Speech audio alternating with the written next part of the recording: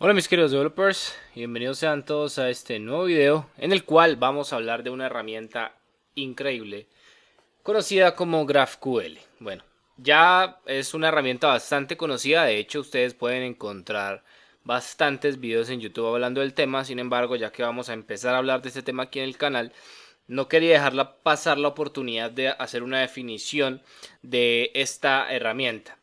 GraphQL puntualmente es un lenguaje de consulta y manipulación de datos para APIs. Podría decirse también que es una evolución a lo que normalmente conocemos como una API REST.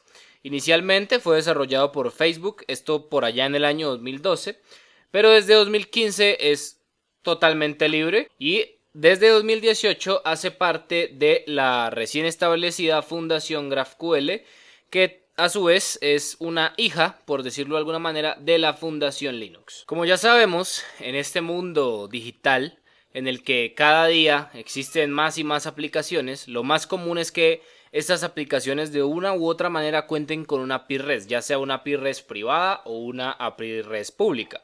Sin embargo, GraphQL surge como una alternativa que nos permite, digamos, mejorar lo que normalmente es una API REST. Un punto bastante importante es que GraphQL se encuentra disponible con diferentes SDKs para lenguajes como Rust, JavaScript, Go, Python, Java, C++, C Sharp, Scala y PHP, entre muchos otros lenguajes. Así que puedes ir a la documentación oficial de GraphQL y ver si está para el lenguaje en el que tú estás programando actualmente. El link, como siempre, está en la descripción de este video. Quiero que nos enfoquemos en un problema que tienen las APIs REST. Las APIs REST suelen tener un problema relacionado con que consumimos un gran número de peticiones. Por ejemplo, si tenemos un endpoint o una URL que nos retorna a todas las personas, tenemos que ir a consultar esa URL para obtener todas las personas. A su vez, si tenemos una URL que se encarga de obtenernos una sola persona, tenemos que ir a esa URL y obtener los datos de esa persona. Esto se traduce en un gran número de peticiones. Si tenemos una API que debe consumir o una lógica que debe consumir diferentes recursos, vamos a tener un gran número de peticiones.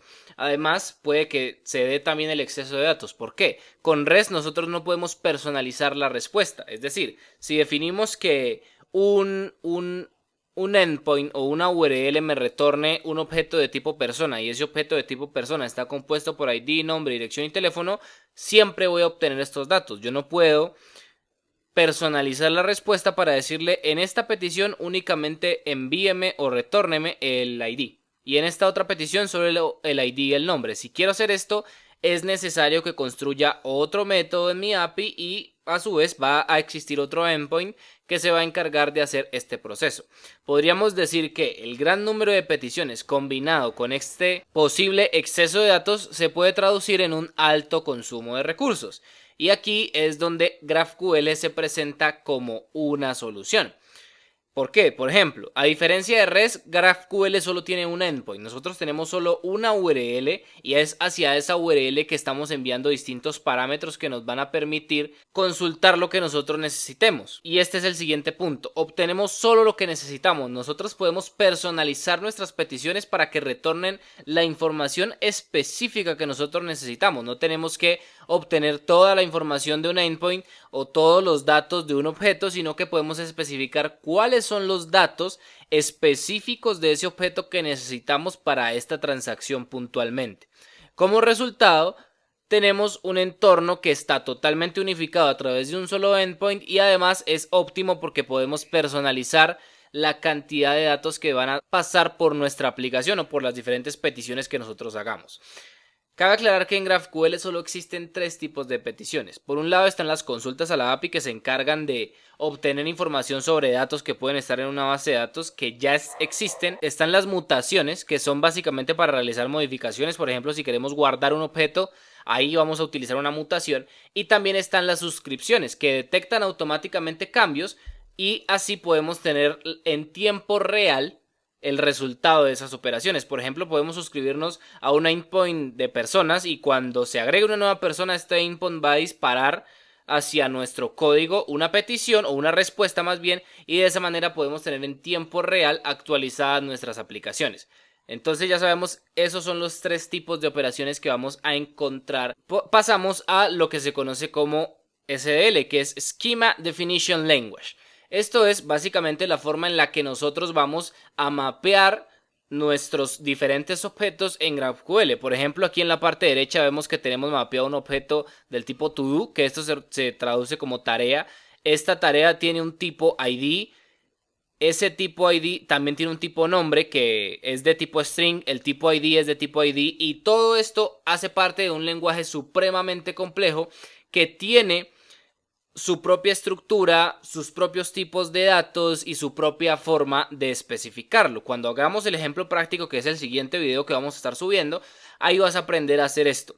También te recomiendo que visites la documentación de GraphQL. Por ejemplo, aquí estamos diciendo que en el tipo query vamos a tener dos métodos. Uno que retorna un to-do y ese to-do recibe un parámetro ID que es de tipo ID y este all to-dos retorna todos los ítems de esta entidad.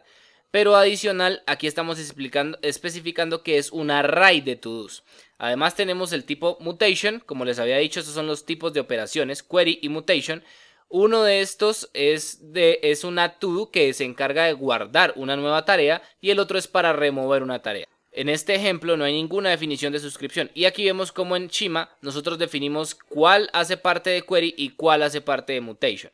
Obviamente nosotros podríamos tener aquí cuantos tipos quisiéramos de los tipos diferentes, incluso podemos definir un enum, uno con la prioridad low, medium, es como si estuviéramos definiendo una especie de base de datos o una especie de objetos o clases Java, pero en un lenguaje diferente que tiene unas reglas distintas. La idea es que aquí nosotros vayamos aprendiendo esto de a poco. Como te dije, es muy importante que revises la documentación de este SDL para que entiendas a definir tus propios tipos de datos y todas las reglas que debes tener en cuenta al momento de definir cada uno de estos tipos de datos. Este es un ejemplo de petición, por ejemplo. Ven, es muy diferente al ejemplo o al tipo de petición que estamos acostumbrados a hacer en REST. Por ejemplo, aquí estamos solicitando órdenes que son pedidos en una tienda virtual, por ejemplo, y estamos solicitando el ID de esas órdenes y dentro de la lista de product leads, en el objeto product únicamente estamos solicitando el nombre de ese producto y el precio. Si aquí hubiera un tercer atributo que puede ser, no sé, el tax o los impuestos, nosotros podríamos hacer aquí un enter y escribir aquí tax o taxes para que también retorne los impuestos de ese producto, la cantidad y el monto total. Y eso me responde un JSON como cualquier otro JSON con el que ya hayamos trabajado y siempre tiene esa estructura. Dentro de data está orders, dentro de orders está lo que nosotros solicitamos tal cual, ID, product leads, products, acá están el name, el price y los demás datos que nosotros solicitamos. A eso me refería cuando les mencioné que con GraphQL podemos obtener específicamente los datos que nosotros necesitamos.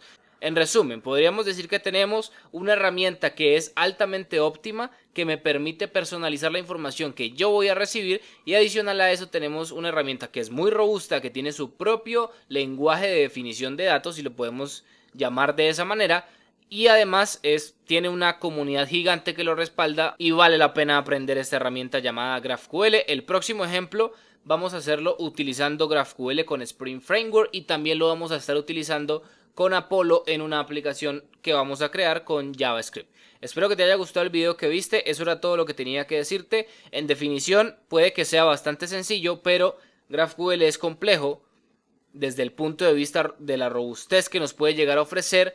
Y además nos presenta un nuevo reto que es aprender su lenguaje SDL, que no es complicado, pero es un reto bastante interesante que te invito a que afrontes.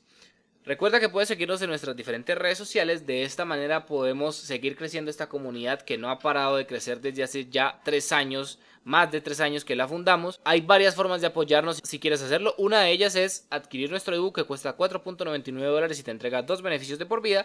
Otra manera es suscribirte a nuestro canal de YouTube y activar la campana de notificaciones, además de, por supuesto, ir a nuestras diferentes redes sociales y seguirnos. Eso era todo lo que tenía que decirte por este video. Recuerda que te habló Jordi Andrés Rodríguez y hasta la próxima, mi querido developer.